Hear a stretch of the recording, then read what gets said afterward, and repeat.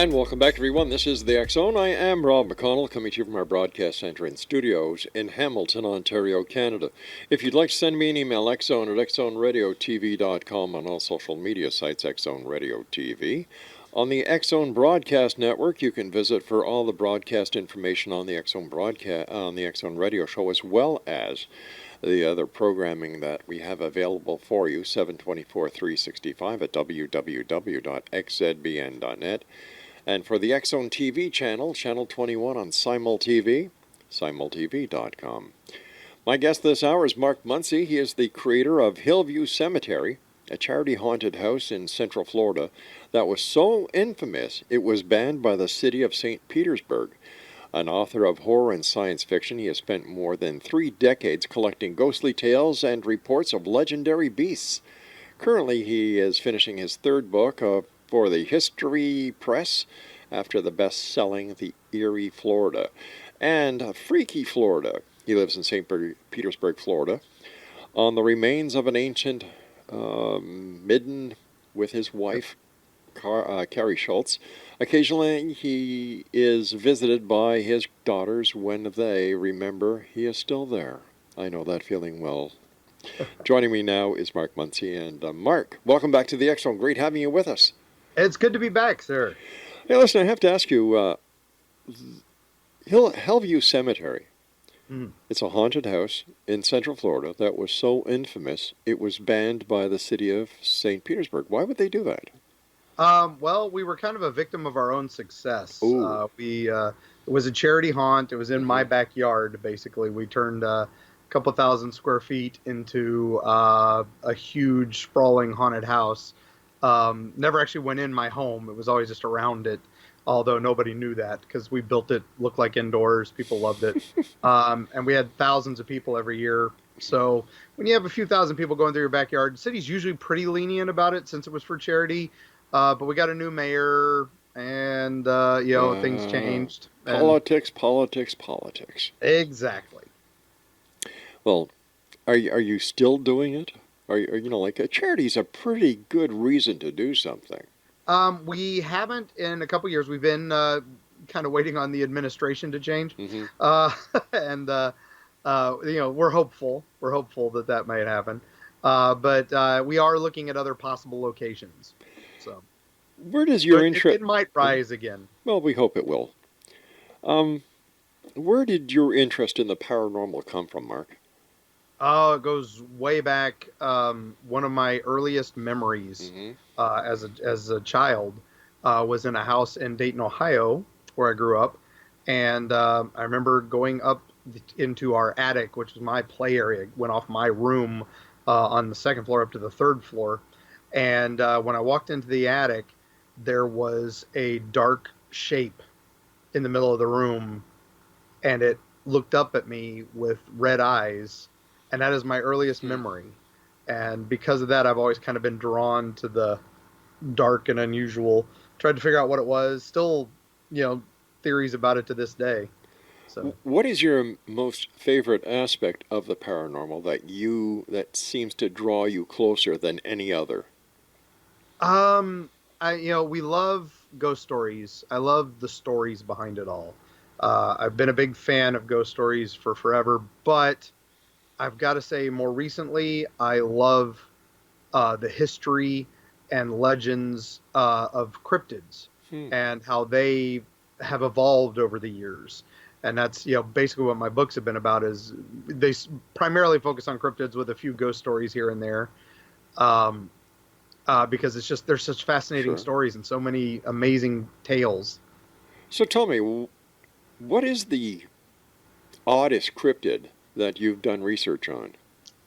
Well, I would say in Freaky, Florida, we got to talk about a character. We were researching skunk apes in the first book. Yeah. Which is Florida's Sasquatch. Poorly named because he smells bad. But Florida loves to name things. That's just what they do. And there's one in particular. We got a sea monster. He's pink, so we call him Pinky. Nothing really creative here in Florida. But there's this one in just south of Jacksonville that goes back to the 1800s, and it's this kind of goofy looking Sasquatch. He's kind of got like a pot belly. He pants a lot. His tongue's always sticking out. He's about 9 or 10 feet tall, and he carries a lantern with him. And he has he was in the town of Barden, and he has the unfortunate name of the Barden Booger, which, so we Oh. researched him, and we've got, sightings, like I said, going back hundreds of years. There was a flap in the 70s around In Search of Time, when Bigfoot was huge. Right. I mean, they had a Barden Booger festival. They had the Barden Booger Boogie, a song that came out about him. You love all that stuff, but yeah, we've learned a lot about him. He's a kind of a cool skunk ape. But I'd say the most oddest cryptid that we didn't even realize was something we were going to be able to research was a story out of the 1920s, or I'm sorry, 1930s. There was a hurricane in South Florida near Punta Gorda. And they had the phenomena we had a year or so ago with Irma, when all the water washed out of Tampa Bay. All the water washed away from the shore, and these people were starving because of the Great Depression. So families ran out and started grabbing crabs and food, for a lifetime here. Sure. And this one family sees a pirate chest. So they rush out to this pirate chest thinking, oh, it's gold. We're going to save our family. Mm-hmm. And then the water comes rushing back. And they get inside the chest, and it's full of cannonballs. Oh. Useless to them, and now they're stuck. But basically, they wind up getting saved by a giant turtle. And they're riding on the back of what they thought was an upside down boat with a tree growing out of it, and it's a turtle. And now it's a weird story. It's kind of folklorish, very 30s. But in 1960s, a Navy diver in the same area spots a 60-foot turtle, reports it, and has it sketched by a Navy sketch artist. A 60-foot turtle. 60-foot turtle. Wow. So that's a couple times this thing's been seen in that same area, about 30 years apart. Turtles live a long time. They get bigger. They do. My wife and I have a home in Maui, and the turtles there are quite big, but 60 foot, my lord. And this is a decorated naval officer willing to put his career on the line. I'll take his word. Talk about this. Yeah. How haunted or how weird is Florida? No, I don't mean the people. I've got a lot of good friends in Florida. I mean these. I would say we've done this. We're coming up on our third book now. Mm-hmm. And our third book is all ghost stories. It's they just announced it officially today. Oh, congratulations! Which is why we're here. Yeah. It's called Creepy Florida. Mm-hmm. Hey, it fits our theme. Yeah. And this one is all ghost stories. So we've traveled another few thousand miles and never left the state. We've now clocked over 12,000 miles between the three books and never left Florida, from the Panhandle down to the Keys. And every time we stop, and go to some haunted location, mysterious location, dark history place, everybody's like, oh, did you know about this place, right next door? Or did you know about this place over there? And then suddenly we're like, oh gosh, now we got more to research and more to do. Tell me, how about Orlando? Is Orlando haunted? Is Orlando weird? Because we have a condo in Orlando. Well, a lot of the locals here like to call it our nation's capital because it's, so many people come there. Yep. It has a dark history to it. The whole Kissimmee area, the happiest place on earth, has a really dark history to how it got its name. And it's, through the Seminole Wars and the Indian Removal Act, where basically if you homesteaded in an area, you could chase the Indians off your land and claim it. And we're the nice guys, Yeah, exactly. We're the nice guys. Yeah. You see, we have to go for a commercial break, and I don't want to disrupt you, but when I was a kid, I could never understand how the cowboys were the good guys when basically cowboys were invaders. Yep. Yeah. Anyway, just a little bit of my own history back there. Mark MUNCY is our special guest, Exonation, and we're talking, as you've heard, about the strange, the weird, the bizarre. And if you'd like to find out more about Mark, what's the best website for people to go to, Mark? EerieFlorida.com has links to all of our social stuff Yeah. and the books. All right, buddy, stand by. We'll be back on the other side of this break as we continue here in the X Zone from our broadcast center and studios in Hamilton, Ontario, Canada. My name's Rob McConnell. Don't go away.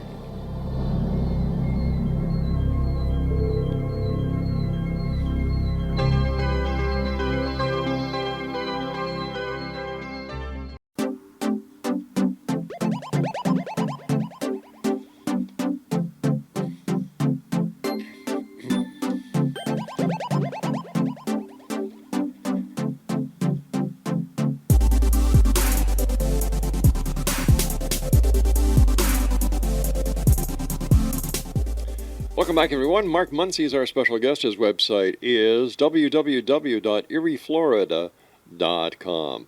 Now, Mark, before we went to the commercial break, I was just asking you how haunted Orlando is, and during the breaks, I was talking to you about the different tourist attractions there, and I was surprised when you told me that there are, some of these attractions are actually haunted. Oh yeah, it's well known. Disney has a few ghosts. One in particular, they have a ghost in the Pirates of the Caribbean ride that they have to talk to every morning. They have to welcome, greet him. He has rules that they have to follow. You have to greet him every morning. You have to say goodbye to him every night. And if you don't treat him right, the ride doesn't work well that day. And all the employees know this. It's just a ritual that they have to go through every day to deal with the ghost at the Pirates of the Caribbean. He even has a door kind of near where the dog is.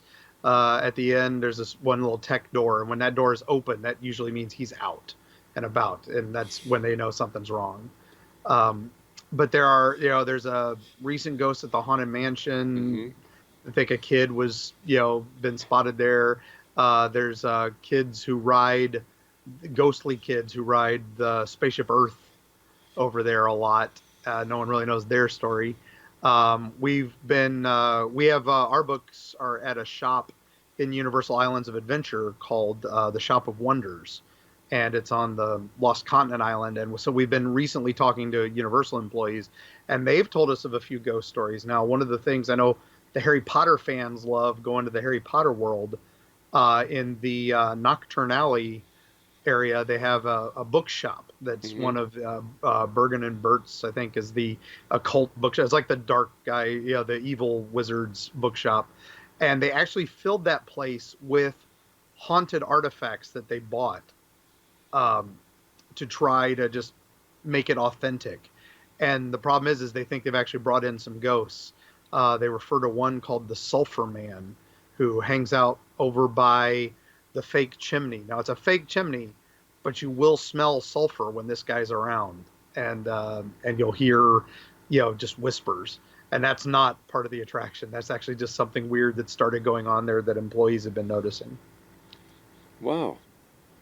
So why do these ghosts, I can understand somebody going to a flea market or an antique auction, buying antiques and artifacts that are haunted, bringing them home without knowing.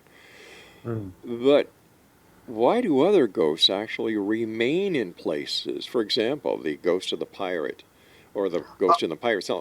Why do ghosts stick around? Is it that they love the attention? We have a couple theories. Since we were writing Creepy Florida, we went to a lot of parapsychologists.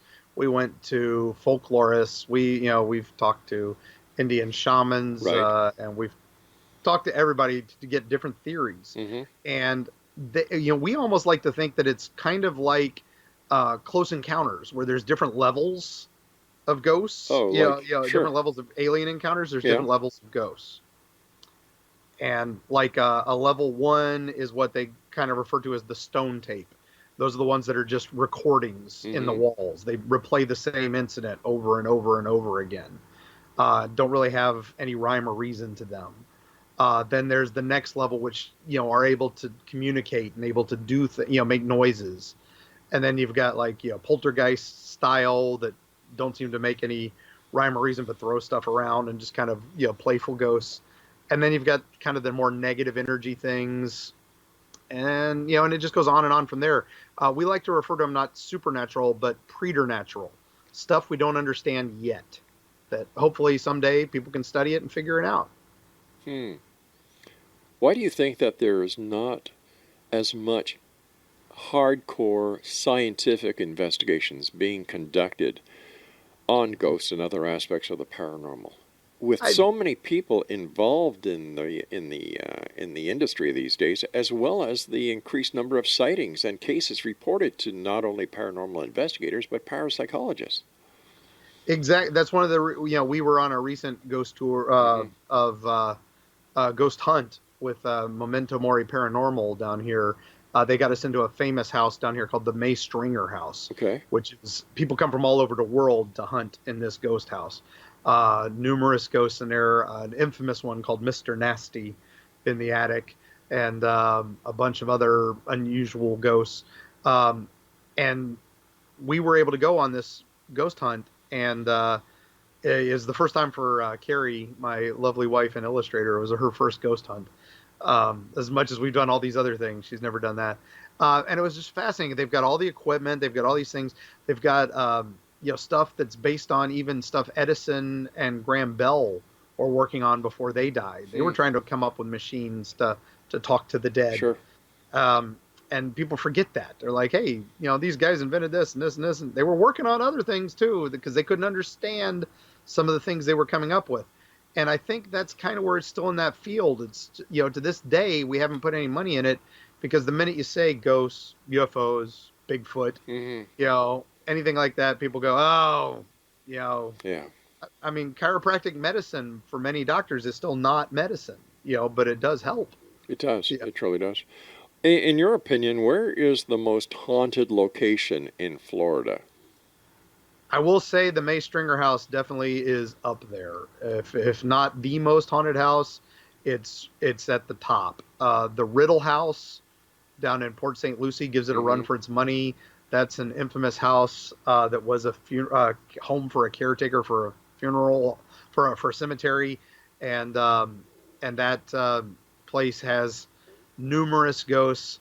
Uh, but I would say if any place it's still going on, that they're still investigating the place is the Dozier School for Boys that I think we talked about back Yes, we did. Yeah. when I was on last time, back when we were talking about Eerie, Florida. It's that case. I mean, they just found another while they were tearing parts of it down. Hmm. They found more possible burial sites for bodies for the children that were there. Unreal. While you were at the May Stringer house, did you have any encounters with unknown or unseen forces?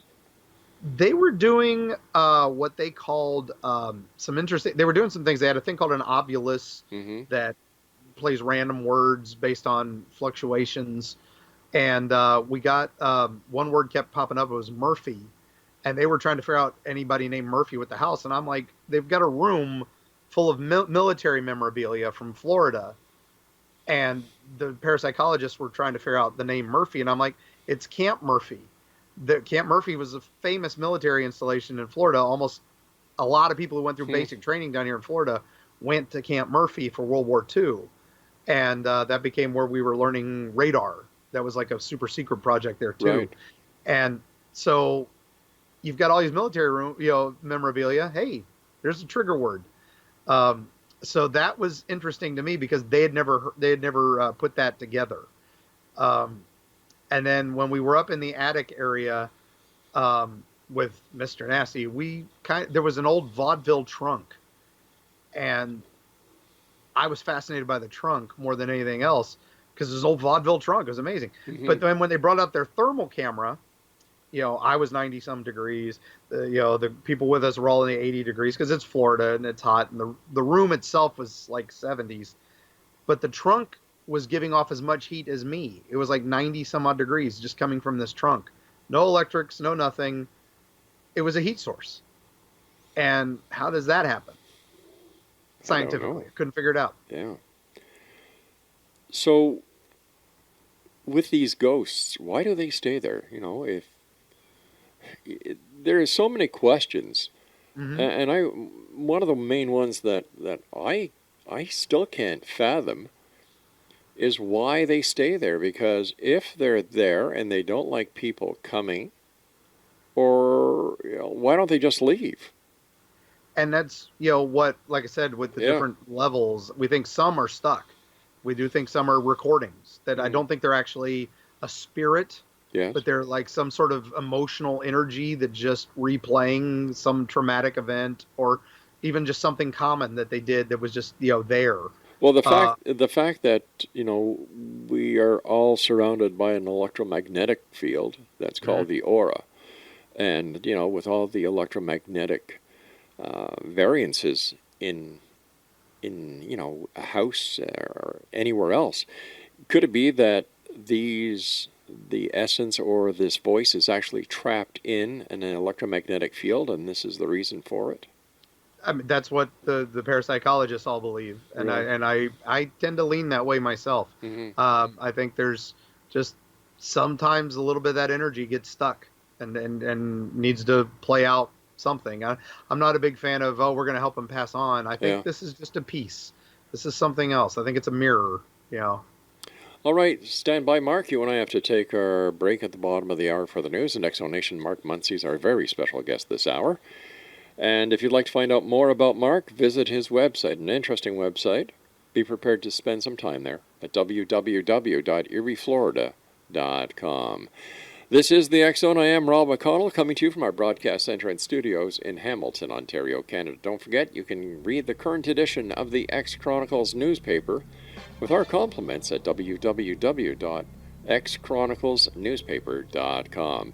And to find out all about the other programming we have available for you 24/7, 365 on the X Zone Broadcast Network, www.xzbn.net. Mark Muncy and I return on the other side of this break. Don't go away.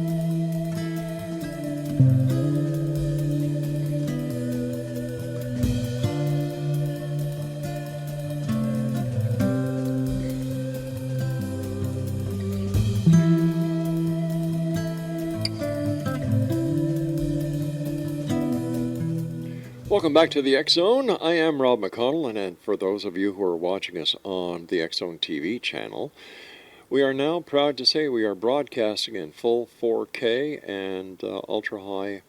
What's it called, Craig? Ultra high stereo? Okay, there you go. So thank you very much, X Zone Nation, for keeping us going for 30 years now. Mark Muncy is our special guest, and his website is eerieflorida.com. That's eerieflorida.com.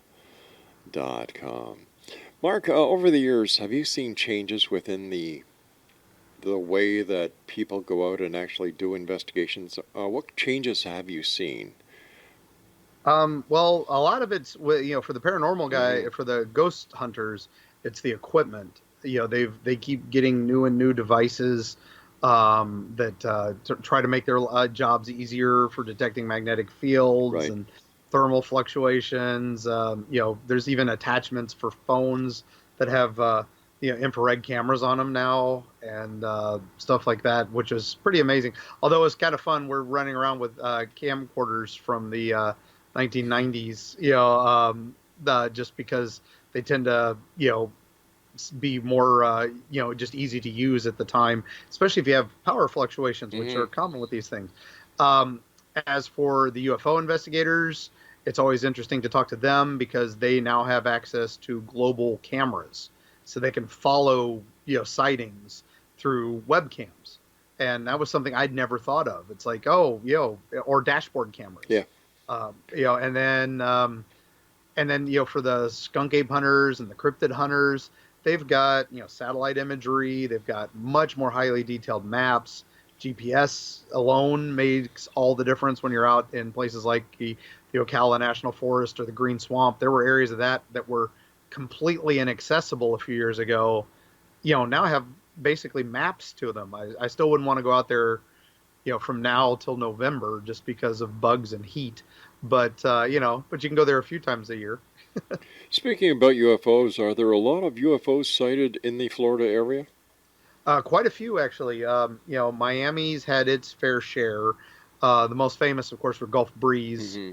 up in the Panhandle, and that's still going on to this day. I know the famous Ed Waters case got kind of debunked when he moved out of his house, and people found the models in his attic, and then they've done some digital work on his old photos and realized he just did a lot of double negative, double exposure stuff, which is kind of sad. But that doesn't there were hundreds of other sightings, and there's still sightings to this day of weird stuff up there. Now, it's Eglin Air Force Base is right there, and the Pensacola Naval Base is Hmm. right there. So, we get a lot of stories about USOs, the things that are unidentified submerged objects that, go under the water and then come up and become UFOs. So they're kind of intertwined. And we don't kind of think they're extraterrestrial because if you were doing a experiment with the Navy and the Air Force, there's two bases right there that could, do something like that. So, there's a lot of theories about that. But yeah, we do get our fair share of UFOs down here. How about around the Cape Canaveral? Quite a few actually. There's many sightings, and that's one of the things that I guess the Navy's new program is supposed to be around launch sites. Hmm. Especially now that SpaceX and what's the other one, Blue Origin, are starting to do a lot of work in that area. Uh, they're more concerned about drones and things trying to spy on this stuff, but they are worried about unidentified objects. Now, just off the shores of Florida is the infamous Bermuda Triangle. Yes. What is your take on the Bermuda Triangle? Well, there's so many cases. Hmm. The most infamous I think would be Flight 19 Definitely. out of Fort Lauderdale. There are a lot of theories about that where they just got miscommunicated. They didn't have any clocks in their planes, which is very unusual. Hmm. Um, and but the communications log, if you listen to it, it's pretty freaky, and it will mess with you. And then the other plane that went up to find them just blows up. The seaplane that was going to rescue them, just blows up after normal communications. It's quite an unusual story, and so that alone, is crazy. I mean, but the question is, where does the Bermuda Triangle end? I mean, most people say it's North Point, Bermuda, and goes across some of Florida, but some people say it extends into the Everglades and the Keys because a lot of weird stuff happens over there, just not as much. So, is it really a triangle? Is it maybe it's Yeah. bigger? Then there's a lot of shipping industry throughout the Florida area. For example, like you were saying, Port Miami. I've gone on cruises quite often out of Port Miami, Port Lauderdale. Um, do you get reports, or have you done reports about haunted cruises, haunted ships? We've done a few. There's one in particular that comes out of Tampa Hmm. that we've been dying to actually look into a little more. We've got a couple employees that have given us some off the record stuff. Right.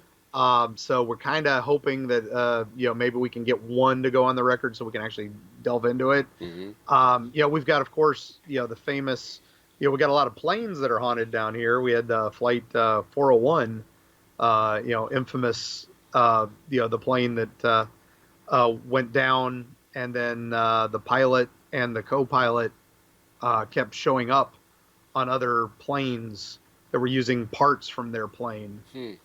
and that got made into a movie with Ernest Borgnine many years ago, and um, and that story is one of the first ones where pilots and even the vice president of the company reported sightings of this thing, and it changed rules on FCC, the Florida Aviation Commission or Federal Aviation Right. Commission, because they were hiding the books. Anytime somebody would mention it, they would throw away that log and give the plane a new log, and then that made it all Hmm. illegal to do that because of these ghosts. And so that's another unusual phenomenon. We talked briefly about Cape Canaveral, about UFOs, but any reports of ghosts or apparitions at the Cape? Of course, yeah. The flight was the launch pad 30 C-34, Hmm. which was the Apollo 1 complex Right. with the famous fire. Um, it's now a memorial. They did launch Apollo 7 off of it, Hmm. uh, but if you, it's a memorial now, and it has the memorial for Apollo 1. It also has the memorial for the Challenger and the Columbia. All the famous disasters are there. But if you go there, you can get permission to go there. It's not part of the main tour. You have to ask. And ghost hunters love going there because they have seen some unusual things. It was so famous, the ghost that they saw with an astronaut, climbing into a capsule that wasn't there, that he just disappears as he's climbing into nothing. That became one of the inspirations for a famous Doctor Who episode, The Impossible Astronaut. So it's that's how famous that story is. How do we rationalize seeing somebody in a astronaut suit climbing into a capsule and then just disappearing? Exactly. That was again, Hmm. two NASA scientists spotted it and reported it. And why would you say anything about it if you were risking your job, risking your career, being risked being labeled a lunatic? Yeah. And it was two at the same time. So it's not like one guy hallucinated it. Two people saw it. Um, a lot of people, when they talk about ghosts, they also talk about ghostly animals or apparitions of animals. Florida, I'm sure you must have a few. Yeah, we've got quite a collection there. One of my favorites Hmm. is up in the Panhandle. There's an infamous alligator named Two-Toed Tom. Two-toed Tom. Okay. Yeah, Florida loves to name stuff. Hmm. But actually, they can't take full credit for him. He was named in Georgia. Okay. And but he was this family lived on this farm, Hmm. and the alligator was eating all their livestock and stuff. So the family just got tired of it, so they decided to blow him up. They just line the lake with dynamite, and they're just going to blow the heck out of everything. And and then they blow it all up. But while they're doing that, they didn't realize Two-Toed Tom was already in the lake behind them, not the lake they thought he was in. And he grabs the daughter of the farmer and drags her away. And that's when the farmer gets now it's personal. He realizes his land is cursed, so he moves to Florida, and they call him Two-Toed Tom because he lost a toe. Somehow they got a toe off of him. But as he moves to Florida, he sees the tracks of a two-toed alligator near his new farm in Florida, and that's when he swears he sees a ghost of Two-Toed Tom. Um, Now another now we've got to take our final break, but now I fully understand, and I'm sure our listeners do, why your website is called Eerie, Florida, as well as your best-selling book. Mark, stand by. You and I have to take our final break for this segment. And Exonation, Mark MUNCY and I will be back on the other side of this break. And for more information about Mark or to get a copy of his books, visit www.eerieflorida.com. I'm Rob McConnell. Mark and I wrap up this hour in the X Zone when we return. Don't go away.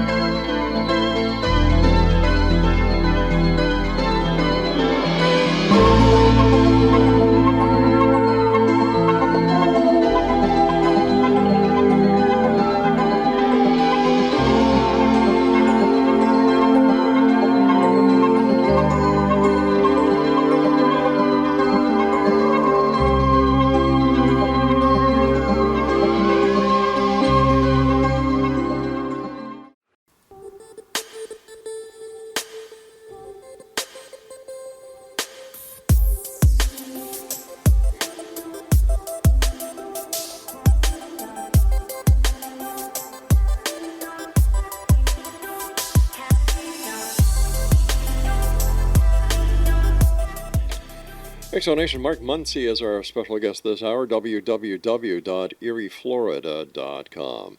First of all, Mark, I want to thank you so much for joining us. Always a great pleasure talking to you. Congratulations on your books. And, thanks for letting the world know how creepy Florida really is. Or Eerie, Florida really is.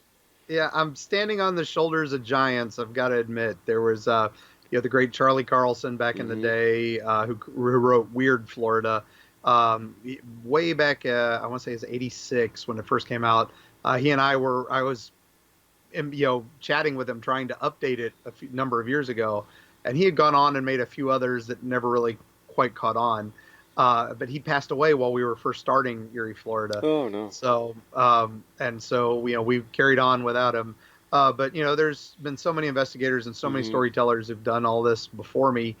They made the trail, and then it was just, all right, now let's find the new stuff. Let's find the stuff that needs to be updated. A lot of places where there is haunted activity also have haunted doll houses. And do you have any of those in Florida? Florida has his most famous resident, or most infamous resident, maybe, down in Key West. We have the wonderful Robert the Haunted Doll, which many people are familiar with. The inspiration for Chucky, that's coming back to theaters. Yeah. He's a haunted doll that was this child toy and of another guy named Robert, and they argued so much that the doll took his name, so he went by his middle name, Eugene. The doll scared away the servants, scared away the people who lived there, went on its own for a while and still gained even more reputation. Is now in the Fort East Martello Museum, and there are rules when you visit Robert. You have to be nice to Robert. You can't take pictures of Robert without his permission, or bad things will happen. Wait a sec. How do you get permission out of a doll that's haunted to take the picture? Well, the story goes that you just know. If you try to take a picture without his permission, something usually happens, and then the curse happens. And there's a wall behind him that's digitized now. They used to have it just pinned with letters, but now they digitize it after a few hurricanes have wiped out the letters. Robert's fine. He survives these hurricanes. But the letters are apology letters to Robert saying, "Dear Robert, we're sorry. We took your picture and didn't mean to, and please remove your curse." My favorite was this one guy said, "Dear Sir Robert," I like to call him Sir, "I'm sorry I called your leather face stupid. Leather is actually nice for a face. Please remove your curse. We get the message. Please fix my eye, my Xbox, and my marriage." And I loved he put them in that order. I thought that was kind of appropriate. That museum is just amazing. Did Robert really fix up the eye box, his eye, and his marriage? I have no idea. That was just the letter that was there. We do know 2 former presidents wrote Robert, but they just won't tell us who. Did you go and see the doll? Oh yeah, we've been several times. Robert's very pleasant. We have a mini Robert that's made by the same company that made the original Robert. I know there's legends that Robert was made by a voodoo priestess and all that. No, Robert was a toy. It was just an expensive toy. He was the My Buddy doll of his day, and but the same company makes little miniature Roberts that they make 1,000 a year, and the museum was kind enough to let us have one, and we take him around on our tours. So did you ask permission to get a photo? Oh, always, and we tell everybody to do that to mini Robert too, because we've had some people who've done some crazy things. They're like, "Oh, I'll take a picture with your little Robert," and then I'm like, "Make sure you ask permission." And this one lady's like, "Ah, it'll be fine," and then her phone, the screen just went, cracked right across the screen, and we all just went, "What?" And then my editor, Elizabeth Abbott, she goes, "I'm out. I'm not staying in the same room with that doll anymore. It has to go to another room." How did you know Robert was giving you permission to take the photograph? I have to ask. In our, we always ask. Yeah. And what was funny was in our books, the 2 pictures we have of Robert have special captions that do say permitted, printed with the permission of Robert the doll. We got that from the museum. They told us to do that. And so, hey, we don't poke the bear. We follow the rules. I don't blame you at all. I heard something about a fake count and his corpse bride from Oh, Florida. it's the Elena de Milios was this wonderful Spanish lady who was very ill of Hmm. tuberculosis and down in Key West. And she was being taken care of by this count, Count von Kassel. He was a German count. This is right after World War II, and he's trying to help her. He's trying to cure her. He's going to use his genius to cure her. Said he was a submarine commander. He's an electrician. He was working as a radiologist in this hospital. The problem is, none of that was true. His real name was Karl Tanzler, and he was from Germany, but he was also from Zephyr Hills and had a wife and kids up there. But he had fallen in love with this girl down in Key West that came into the hospital. He had made this whole identity up for himself. And when she died, he offered to the family, he's like, I was in love with her. I'm going to protect her. I will put her in a crypt and we will keep her forever. And the family was just happy to have somebody doing this. Otherwise, she would have been in a pauper's grave. Right. What they didn't realize is he kept the key and he would visit her. And he installed a phone into her crypt so that he could call her at night. And eventually he stopped visiting and the family realized something was up and they went to visit him. And he's like, "Oh, you're perfectly timed. Elena's over here ready for dinner." And they come in and he had her covered in perfume and wax. He'd kind of wrapped her up, filled her with wires and stuffing, so that they made it. They had been living as man and wife for 9 years, even though she was dead. And when the police came, Okay. they arrested him. Yeah, of course. But Key West, being Key West, a wacky town that it is, the statute of limitations was only 7 years, so he got to go free. But they displayed the bride for another funeral. She became pretty famous. Eventually, poor Carl died way back up in Zephyr Hills, where he had made a duplicate of her with a new death mask that he had carved from the initial one that he had made out of paper mache.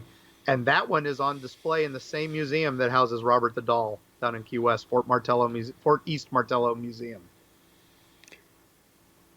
That is creepy. That is also very sick. Yes. Yeah. He went on to become a famous writer. He wrote for Strange Tales and Amazing Fantasy and fictions and stuff like that. Yeah. And all of them involved like love from beyond the grave and stuff like that. I think if women actually went to bat for this guy, saying, "Oh, he loved them" and all this. I think if they knew that he had a wife and kids that he'd abandoned, or the fact that he had made it so that he could be man and wife with this corpse, I don't think they would have been on his side as much as they were then. Well, I guess you didn't have to worry about her going out shopping, spending all his money, or running up the credit cards. Definitely not. Oh my gosh. So what are you up to next, Mark? What is your next endeavor?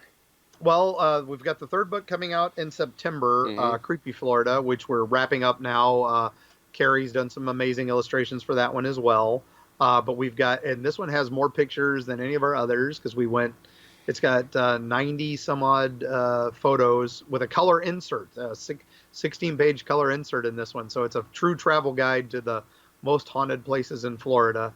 And then while we're working on that, we're working on another secret project in the future that I can't say too much about, other than it involves a little further out than Florida. We're going to be traveling a little further this time, and then on top of that, we're doing our convention tour this summer. We're at MegaCon in Orlando, which is basically almost as big as San Diego. It's huge.